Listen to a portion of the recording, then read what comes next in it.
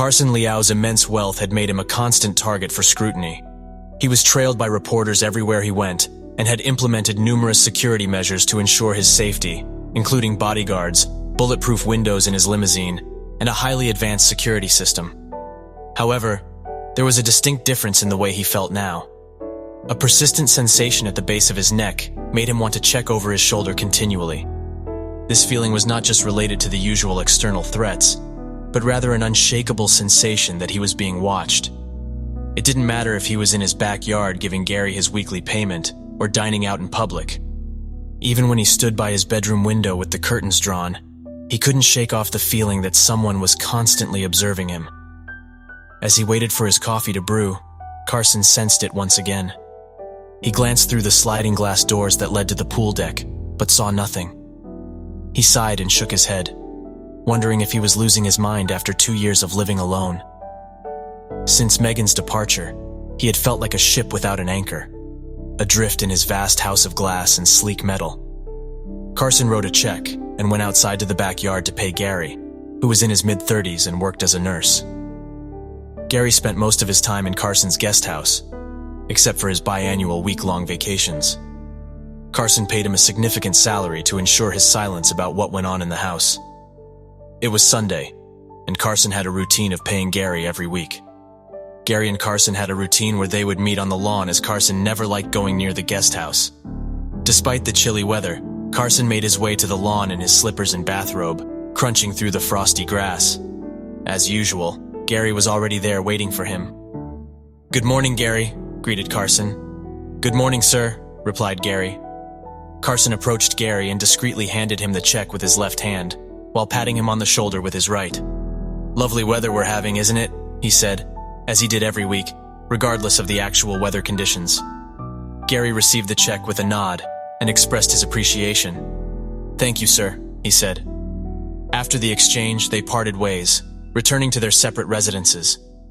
This weekly interaction was the only time they ever saw each other. Carson avoided the guest house at all costs, while Gary kept to himself. Upon returning home, Gary noticed the Sunday paper lying on his doorstep, delivered by one of the doormen. As he opened the front door, he couldn't shake off the feeling that something sinister was watching him.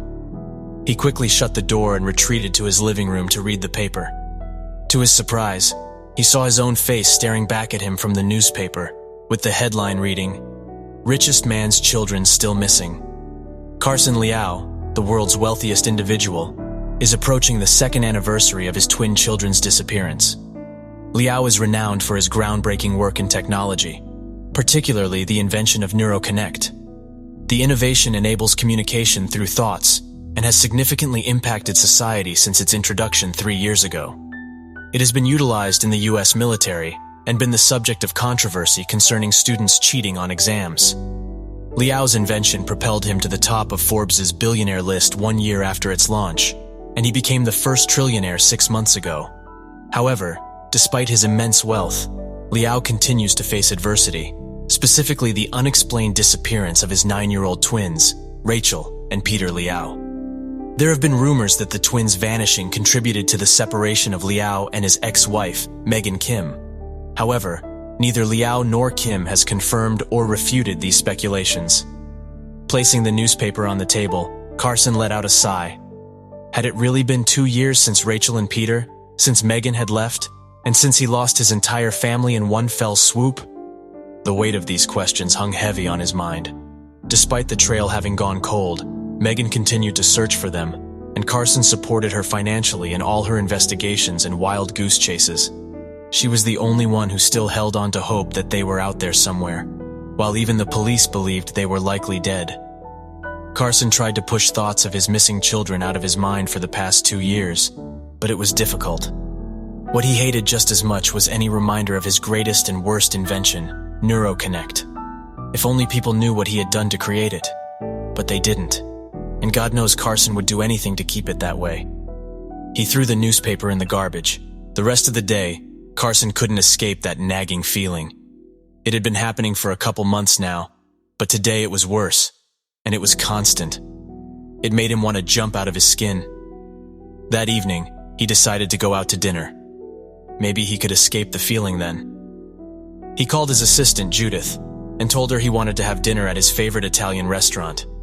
His driver, Harry, pulled up in a limousine 5 minutes later. Carson donned a pair of false glasses and a black bowler hat so he wouldn't be recognized. When the limo pulled out of the driveway, the feeling went away. Carson sighed, leaning back against the cushioned leather. For the first time all day, he relaxed. Maybe it was the house. Maybe that was the problem. Maybe there were too many ghosts, too many things that haunted it.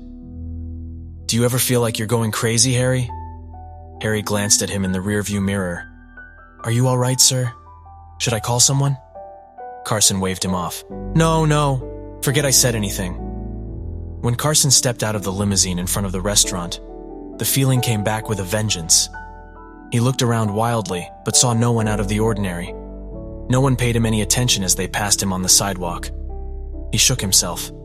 Perhaps he was really, truly crazy. Another billionaire gone senile. Upon arriving at the restaurant, Judith had already made a reservation, and the doorman, who was familiar with him, greeted him with a nod and opened the door.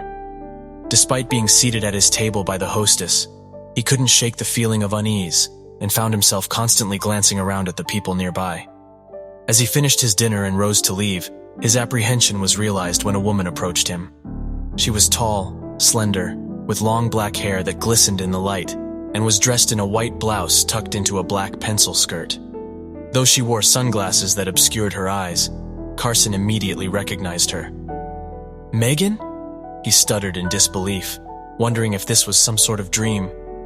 The last time they had seen each other was the day she had moved out, and since then, their communication had been limited to necessary emails. With a tense voice, Meghan addressed Carson and removed her glasses while furrowing her slender eyebrows. Carson, she said. Carson, noticing the tension, inquired, how are you? Fine, thanks, replied Meghan, trying to maintain a composed demeanor. Carson gestured to the seat across from him, inviting Meghan to sit. After a brief hesitation, she sat down. I've hired a new detective. The other one wasn't helpful at all, Meghan announced. Carson replied, Oh, well, all right. But Meghan detected a lack of enthusiasm in his tone. You don't seem very interested, she remarked. Carson let out a sigh. I am interested. I just don't want you to get your hopes up. Meghan folded her arms. You really don't think we'll ever find them? Carson avoided her gaze as he shifted in his seat. It's been 2 years, Meghan. There've been no clues, no sign of them at all. Despite having all the resources in the world, we still haven't been able to locate them. If they were out there, I think they would have been found. You're saying they're dead, Meghan concluded. Carson let out another sigh. I'm not saying anything. Carson was suddenly confronted by Meghan's intense gaze as she leaned towards him. Do you have any idea about the length of time it takes for a missing person to be presumed legally dead in California? She asked, her eyes looking dangerously focused.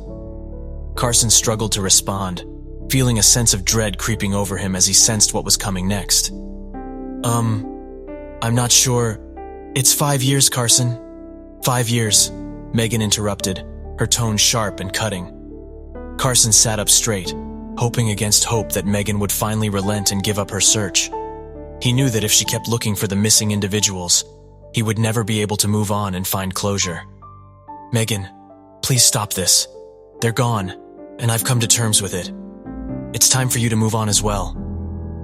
Meghan's eyes narrowed as she stared back at him, and then she abruptly stood up. We're finished here, she declared, before turning and walking out of the restaurant without another word. Carson only realized the likelihood of both him and the woman being in the same restaurant at the same time after she had left.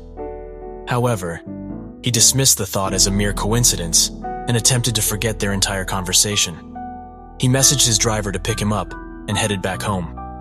Upon arriving at his mansion, he sensed a peculiar feeling of being watched, as if someone was staring directly into his head.